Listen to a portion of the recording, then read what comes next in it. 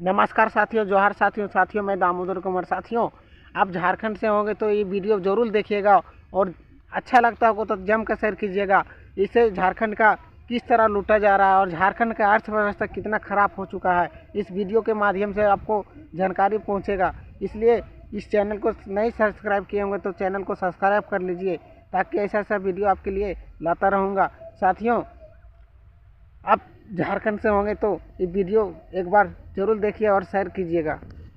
है। साल 2000 में झारखंड राज्य बिहार से अलग हो गया था। झारखंड जब बिहार से अलग हुआ तो लगा था कि अब झारखंड का विकास तेजी से होगा, लेकिन ये सब सिर्फ बातें बन के ही रह गईं। आज बिहार के बाद झारखंड देश का दूसरा सबसे गरीब राज्य माना जाता है। इस राज्य की लगभग 37% आबादी गरीबी रेखा के नीचे रहकर जीवन यापन कर रही है। आज की इस वीडियो में दोस्तों हम जानेंगे आखिर झारखंड इतना गरीब क्यों है। बिहार से अलग होने के 2 दशक बाद भी झारखंड विकास की राह पर अग्रसर नहीं हो पाया। साथ ही झारखंड के इतिहास, संस्कृति और अन्य कई बातों के बारे में भी हम आज की वीडियो में आपको बताएंगे। बस आप वीडियो के अंत तक हमारे संग बने रहें। दोस्तों, झारखंड में कुपोषण भी एक बड़ी समस्या है। यहाँ न अच्छी शिक्षा व्यवस्था है, न ही स्वास्थ्य सुविधाएं हैं और युवाओं के पास रोजगार नहीं है। आपको जान के हैरानी होगी, पूरे देश में पाए जाने वाला खनिज का 40% हिस्सा सिर्फ झारखंड के पास है। लेकिन खनिज से परिपूर्ण होने के बावजूद झारखंड आज भी भारत का एक पिछड़ा राज्य बना हुआ है। झारखंड राज्य को गरीब कहना बिल्कुल भी उचित नहीं होगा। हालांकि ये सच है कि झारखंड के लोग गरीब हैं, लेकिन गौर से देखा जाए तो झारखंड एक अमीर राज्य माना जाता है। झारखंड का मतलब होता है दोस्तों लैंड ऑफ फॉरेस्ट। ये राज्य अपने पठारों, धार्मिक स्थानों और कई पर्यटक स्थलों के लिए प्रसिद्ध है। पूरे देश का 40% खनिज का उत्पादन सिर्फ झारखंड राज्य द्वारा ही किया जाता है।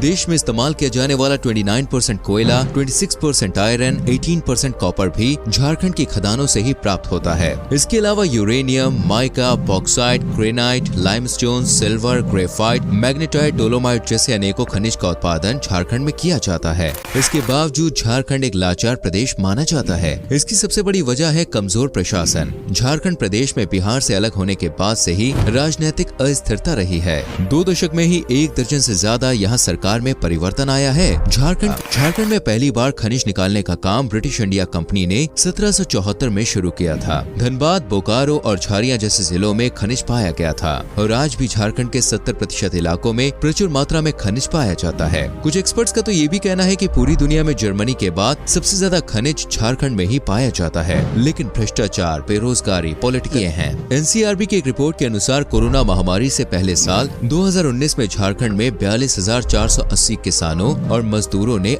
हत्या की थी। इससे ये बात बिल्कुल साफ है कि झारखंड में लोग रोजमर्रा की जिंदगी में ऐसी परेशानियों का सामना कर रहे हैं जिनसे सरकार को कोई मतलब नहीं है। किसानों की जमीन सरकार औने पौने दाम पर उद्योगपतियों को खनन के लिए अलॉट कर रही है। इससे किसानों को खेती बाड़ी के लिए जमीन नहीं मिल पाती या फिर किराए की जगह लेकर छोटे किसान खेती करते हैं। गरीबी के कारण बीज और पेस्टिसाइड खरीदने के पैसे नहीं होते और जो पैसे होते हैं वो जमींदार हड़प लेते हैं। इसी वजह से किसान अपने परिवार का पालन पोषण करने में असमर्थ होते हैं और खुदकुशी करने के लिए मजबूर होते हैं। भुखमरी के कारण भी प्रदेश में मौत के कई किस्से कई बार समाचारों में सुनाई देते रहते हैं। झारखंड में जितनी भी राजनीतिक पार्टियां और नेता सत्ता में आए हैं, उन्होंने प्रदेश के विकास से पहले अपनी जेब भरने पर ध्यान दिया है। झारखंड देश का पहला ऐसा राज्य है जहां निर्दलीय उम्मीदवार मुख्यमंत्री बने थे। मधु कोड़ा पहले झारखंड के मुख्यमंत्री बने और बाद में लोकसभा के सदस्य भी रहे। इन्हीं के कार्यकाल के दौरान प्रदेश में एक बड़ा घोटाला हुआ था, जिसे कोयला घोटाला कहा जाता है। 5 साल के दौरान 10,67,000 करोड़ रुपए का घोटाला नेताओं द्वारा किया गया।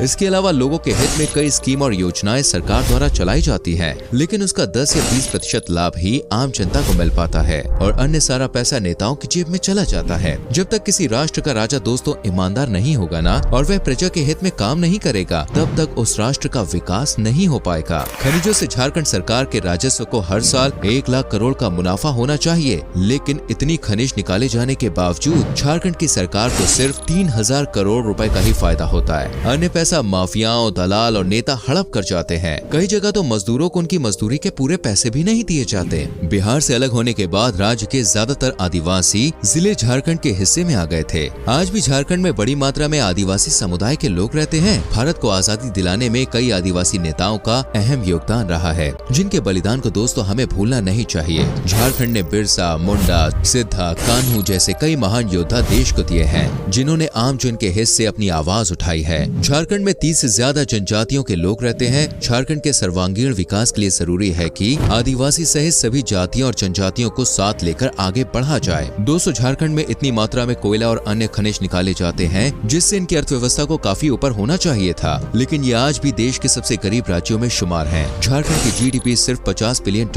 यानी 3.83 लाख करोड़ के आसपास ही है। यहाँ खनन का एक अच्छा नियम बनाया जाता और सरकार को खनिजों का पूरा पैसा मिलता तो आज शायद ये प्रदेश जीडीपी के मामले में दिल्ली और मुंबई से भी आगे होते। झारखंड और बिहार राज्य में जनसंख्या का भी भारी अंतर है। बिहार की जनसंख्या 12 करोड़ से ज्यादा हो गई है। इतनी बड़ी जनसंख्या के साथ विकास में समस्याएं तो आती है, लेकिन झारखंड की जनसंख्या बिहार के मुकाबले सिर्फ 1/4 है। ऐसे में जनसंख्या को विकास की राह में रोड़ा नहीं कहा जा सकता। झारखंड का क्षेत्रफल 80,000 वर्ग किलोमीटर के एरिया में फैला हुआ है। झारखंड की जियोग्राफिकल लोकेशन से इसे काफी फायदा हो सकता है। अंग्रेजों ने खनिज के लालच में यहाँ रेलवे लाइन काफी जल्दी बिछा दी थी, जिसके बाद जमशेद टाटा जैसे कई बड़े उद्योगपतियों ने यहाँ आकर इंडस्ट्रियलाइजेशन की शुरुआत की। आज जमशेदपुर टाटा नगर का सिर्फ झारखंड या भारत में ही नहीं बल्कि पूरी दुनिया में नाम है। झारखंड के पास कोलकाता, हल्दिया और पैरादीप पोर्ट भी मौजूद हैं। इसकी सीमाएं बिहार, ओडिशा, पश्चिम बंगाल, उत्तर प्रदेश और छत्तीसगढ़ से लगती है। ऐसे में कई राज्यों के साथ ये सीधे व्यापार कर सकता है। सन 2000 से लेकर अब तक झारखंड में अर्बनाइजेशन यानी शहरीकरण की रफ्तार काफी धीमी रही है।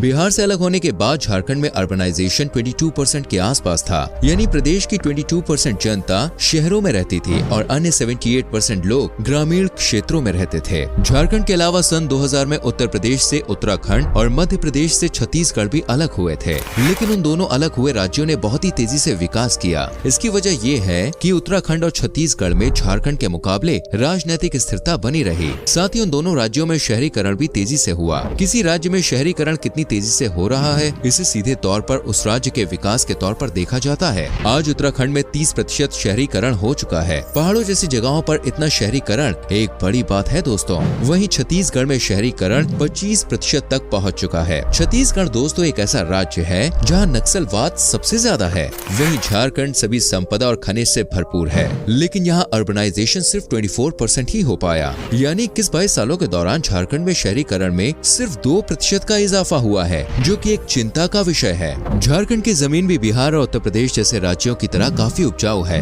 यहाँ आम, केला, लीची, पपीता और जैकफ्रूट जैसे कई फलों का उत्पादन किया जाता है। इसके अलावा आलू, प्याज, टमाटर, पत्तेदार सब्जियां, मटर और बैगन जैसी सब्जियों की खेती भी यहाँ की जाती है। लेकिन इतना सब करने के बाद भी झारखंड के लोगों को गरीबी से गुजरना पड़ता है। दोस्तों, झारखंड अगर चाहे तो अपने राज्य को टूरिज्म इंडस्ट्री के तौर पर एक बेहतरीन तरीके से विकसित कर सकता है। यहाँ कई ऐतिहासिक धरोहर और प्राचीन मंदिर हैं जिनके बारे में लोगों को ज्यादा जानकारी नहीं है। सिर्फ झारखंड या उसके आसपास के लोग ही इन स्थलों के भ्रमण के लिए आते हैं। झारखंड के पर्यटन विभाग को कुछ ऐसा करना चाहिए कि दिल्ली, मुंबई, कोलकाता, लखनऊ जैसे बड़े बड़े शहरों के लोग यहाँ घूमने के लिए आ सके, जिससे आर्थिक तौर पर प्रदेश को काफी फायदा होगा। झारखंड के डाल्टनगंज में पलामू का किला है, जो कि एक प्रसिद्ध ऐतिहासिक धरोहर है। चतरा में स्थित भद्रकाली का मंदिर माता के 51 शक्तिपीठों में से एक है। दुमकी में 72 मंदिर बने हुए हैं, जिन्हें मलूटी के मंदिर के नाम से जाना जाता है। हजारीबाग जिले के इसको विलेज की रॉक पेंटिंग्स देखकर पर्यटक अवश्य ही रोमांचित हो जाएंगे। साहिबगंज का तेलिया गढ़ी किला, नीलकंठ महल, राजमहल, देवघर जैसे अनेकों जगह हैं, जिनके बारे में लोगों को ज्यादा जानकारी नहीं है। लेकिन इन सब चीजों के लिए दोस्तों झारखंड की सरकार और प्रशासन को मिलकर काम करना होगा। भ्रष्टाचारियों पर नकेल कसनी होगी, अवैध खनन को रोकना होगा, खनिजों से कितनी कमाई हो रही है उसमें ट्रांसपेरेंसी लानी होगी। साथ ही केंद्र सरकार को भी इन कामों में राज्य सरकार का सहयोग करना होगा। यदि एक योजनाबद्ध तरीके से झारखंड में काम किया जाए ना, तो 10 सालों में ही इसकी पूरी काया पलट हो सकती है। कोरोना महामारी के दौरान झारखंड में बेरोजगारी दर 50% से भी ज्यादा पहुंच गई है, जो साल 2019 में 10% से भी कम हो गई है। झारखंड में बड़ी बड़ी इंडस्ट्रीज लगाई जा सकती हैं। मैन्युफैक्चरिंग यूनिट्स अगर झारखंड में ही लगा दी जाए तो इससे खनिजों के ट्रांसपोर्टेशन कॉस्ट में कमी आएगी, राज्यों के युवाओं को रोजगार मिलेगा और टैक्स मिलने से सरकार के राजस्व में भी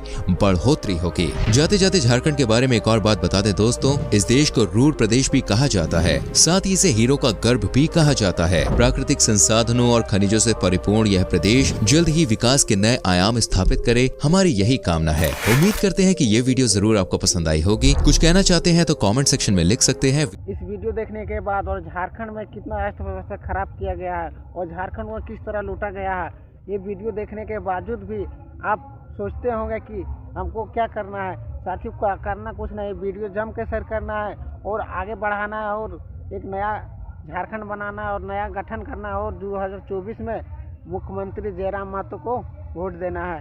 जय हिंद, जोहार।